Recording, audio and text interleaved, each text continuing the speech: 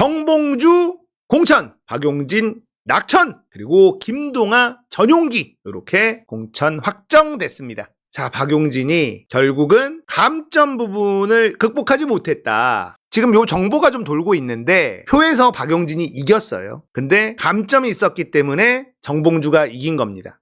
사람들이 야, 박용진이 그 당원표에서 표 숫자로 이겼다고? 이거 의아해하실 수가 있는데 이게 조직의 힘이에요. 현역 의원들이 압도적으로 유리합니다. 당내 경선은요, 현역 의원들이 압도적으로 유리하기 때문에 이런 룰이 없으면 계속 공천받을 수 있어요. 당원 명부도 없잖아요. 하지만 이것도 대단한 겁니다. 대단한 거예요. 엄청난 일이 벌어진 겁니다. 당원들이 바꿔놓은 겁니다. 이 정도면은 정봉주가 압살한 거다. 이렇게 평가하는 게 맞습니다. 그리고 청년전략선거구 서대문갑 대장동 변호사 김동아 변호사가 권지웅 김기현을 꺾었어요. 그리고 세종갑의 이영선, 화성정의 전용기, 진석범 탈락했습니다. 이로써 제가 국회에 갔으면 했었던 새로운 인물 중에는 지금 공천받은 사람이 딱 한 명, 이재강 전 평화부지사 딱 한 명입니다. 다 떨어지거나 경선조차 못했다. 김상진 예비후보 고민정하고 경선조차 못하고 기회를 박탈당했고, 진석범 졌고 전용기에게 이재강 평화부지사 한 명 됐네요. 참 어렵다. 어렵습니다. 진짜 당내 경선 공천받는 게 정말 어렵다. 요즘에 참 뼈저리게 느꼈고, 아무튼 정봉주의 재입성, 여기는 강북 이쪽은 사실 공천이 곧 당선이거든요. 박덕흠이 당선 축하 파티 한 것처럼 강북도 99.99% 당선이라고 보는 게 맞죠. 정봉주의 국회 입성은 어떤 의미가 있을까? 정봉주는 이런 사람입니다. 이런 사람이에요. 전투력 극강, 한선교가 보이고 나경원이 보이고, 이 당시에 뭐 BBK 관련된 거랑 그다음에 이명박 특검 이런 거 하던데 국회의장석을 새누리당이 점거하고 있어가지고 여기에서 몸싸움하고 막 맨 앞에 선봉에 서던 사람이 정봉주예요.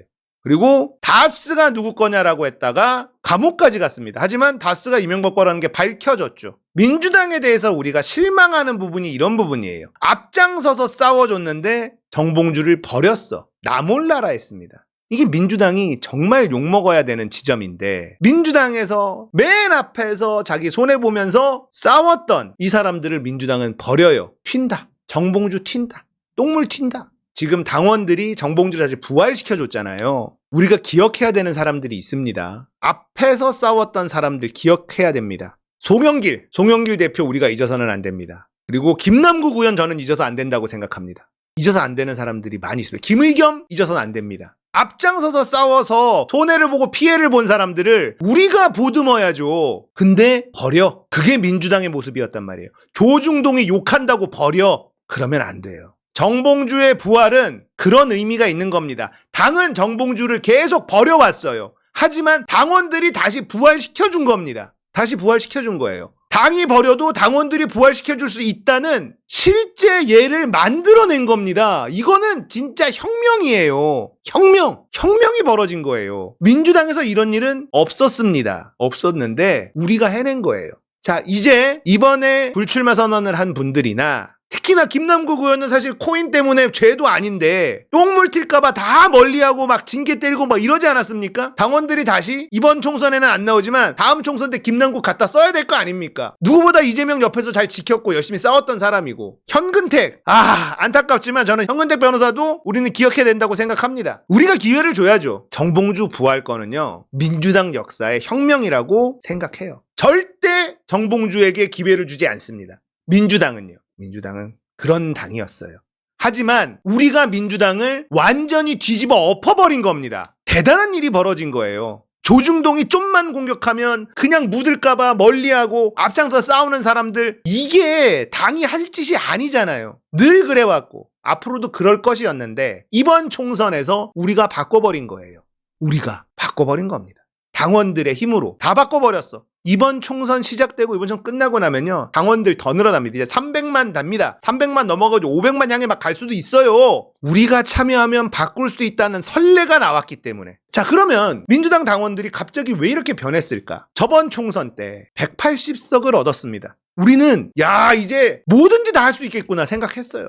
발목 잡는다 이런 변명할 건덕지도 없어졌구나. 근데 당내의 수박들이 오히려 개혁을 반대하고 있었던 이런 사람들이 너무 많았어. 너무 많았기 때문에 야, 공천 과정부터 들여다봐야 되는구나. 공천 과정부터 들여다보지 않았더니만 공천을 개판으로 해버리네. 이거를 깨닫게 된 거예요. 그러니까 민주주의가 이렇게 성장하는 게 더딥니다. 이런 고통을 겪어야지 민주주의가 성장하고 발전을 하는 거예요. 근데 우리가 그 과정을 보고 나서 이번 22대 총선에는 공천 과정부터 우리가 들여다보겠다, 이런 생각을 하는 사람들이 엄청나게 늘어났고 결과로 보여준 겁니다. 공천에 100% 만족스럽지는 않아요. 하지만 80점 이상 줄 수 있는 공천이 나왔습니다. 그리고 당원들의 움직임, 보통 당원 투표하면 30%대 이 정도 나오는데 70%, 80% 나온 것도 있어요. 당원들이 전부 다 나가서 투표했습니다. 우리가 바꾸겠다, 후보 우리가 정하겠다, 이렇게 한 거예요. 정봉주의 부활은요, 불가능한 일을 가능하게 만든 겁니다. 우리가 만든 거예요. 그리고 민주당에 있던 수구 세력들은요, 지금 멘붕이 온 겁니다. 아이고, 시대가 바뀌는구나. 시대가 바뀌는 거를 지금 깨닫지 못하고 있는 인간들이 이낙연,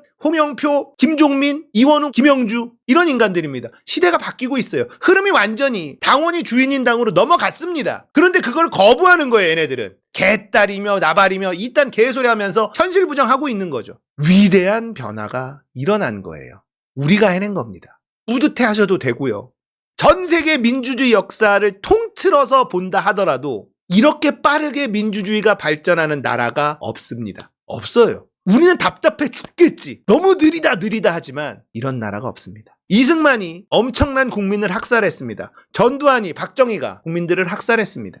그런데요, 민주주의가 완성된 국가들 중에 더 많은 피를 흘린 나라가 많습니다. 수백 년 걸리고 막 이랬는데 우리는 지금 민주주의 한지 고작 몇 년입니까? 100년도 채 안 됐잖아요. 이렇게 완성도가 높은 민주주의를 가지고 있는 나라, 대한민국이에요. 그리고 우리는 그걸로도 만족을 못하고 민주당을 뿌리부터 바꾸고 있는 중이잖아요. 근데 이미 바꿨어요. 바꿨습니다. 이제 당원들의 참여는 더 높아질 거고 당원들이 더 많이 당의 일에 간섭할 겁니다. 그게 민주주의니까요. 위대한 일을 해내신 거다. 저는 이렇게 평가하고 싶어요. 언론에서 아무도 이번 공천에 대해서 다루지 않고 정봉주의 재입성이 어떤 상징이 있는지 다뤄주지 않습니다만 이건 혁명이 일어난 겁니다. 전해철 날아갈 거예요. 전해철 날아가면 이제 완성이 되는 거죠. 기울어져가는 나라를 국민들이 바로잡고 있습니다. 민주당이 바로잡지 못하고 있었잖아요. 그런데 국민들이 바로잡고 있는 겁니다. 국민들이 민주당을 뿌리부터 뒤바꾸면서 민주당을 개혁하면 대한민국을 개혁할 수 있다, 이렇게 움직이는 겁니다. 여러분들은 위대한 역사적인 순간에서 엄청난 일을 해내신 분이라고 자부하셔도 됩니다.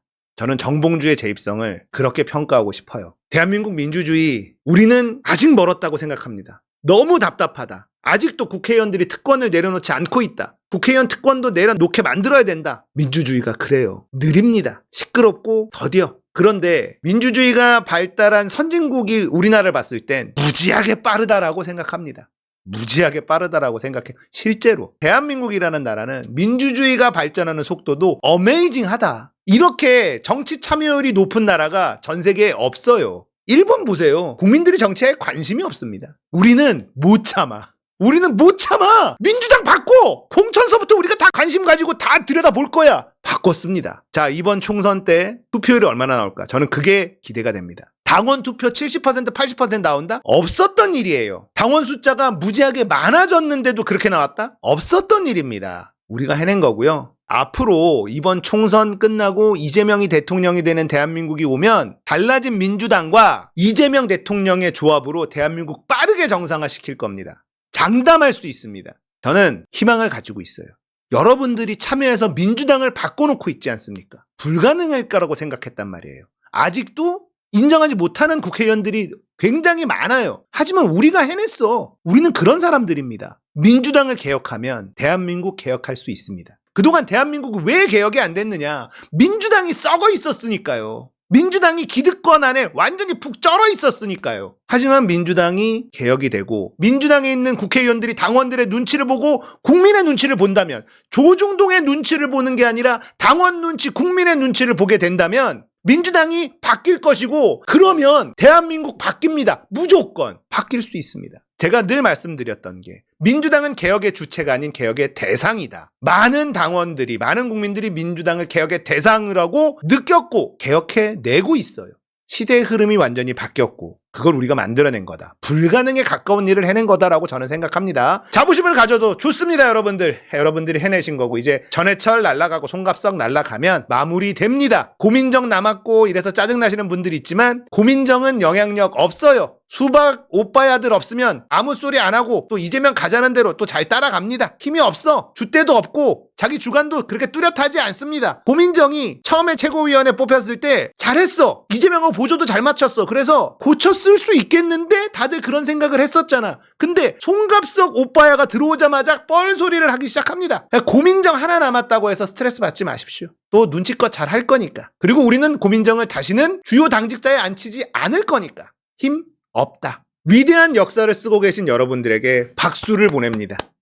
대단한 국민들이다. 대단한 민주시민들이다. 조중동이 이런 걸 분석 안 하죠. 이건 어마어마한 혁명이 벌어지고 있는 거예요. 대단한 일을 하고 계신 거다. 기만 가져봅시다. 우리가 움직이면 세상 바뀌어요. 우리가 움직이면 국민의힘 윤석열 정권 무너뜨릴 수 있습니다. 우리가 더 많이 움직이면 200석도 불가능하지만은 않다. 김건희 이대로 둘 거니? 이재명 8년 좀 부려먹으면 안 되니? 개헌해서 4년 중임제로 바꾸고 이재명 8년 부려먹으려면 우리가 지금 민주당 개혁으로 만족해서는 안 되죠. 우린 아직 배고프다. 우린 아직 배고픕니다. 일당 중요한 게 아니야. 과반 아니야. 우리는 200석이 필요하다. 200석 욕심 내면서 우리가 할 수 있는 게 뭔지 계속 찾아봅시다. 할 수 있습니다.